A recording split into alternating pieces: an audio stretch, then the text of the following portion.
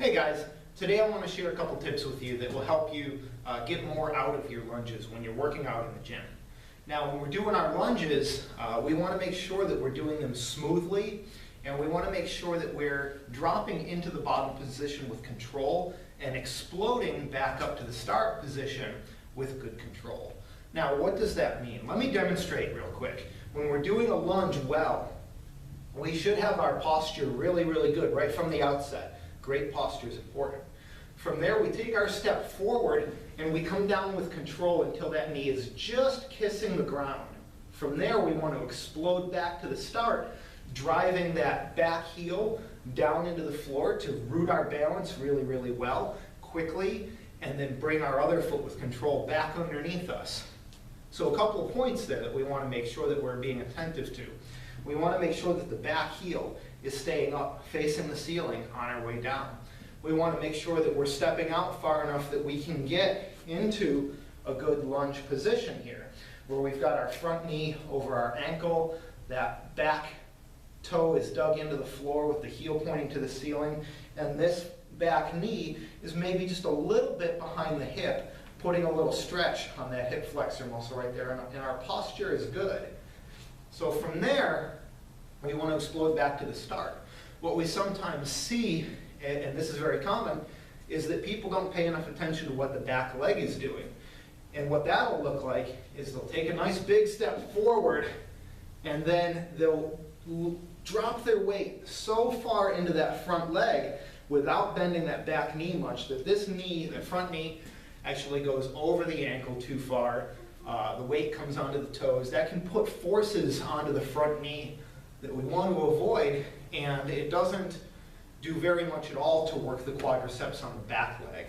So we're missing some of the work we want to do in increasing the risk of the movement. So focus on that back knee going down when you do your lunge rather than that front knee going forward.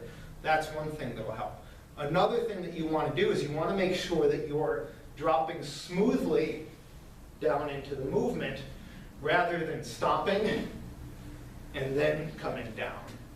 Because what happens there is oftentimes people will come down too fast. They'll come down with a lack of control or a lack of stability, and they'll end up smashing the knee into the ground, which is not pleasant and can damage the knee over time. So we want to make sure that we're transitioning into that bottom position very smoothly and then exploding back out.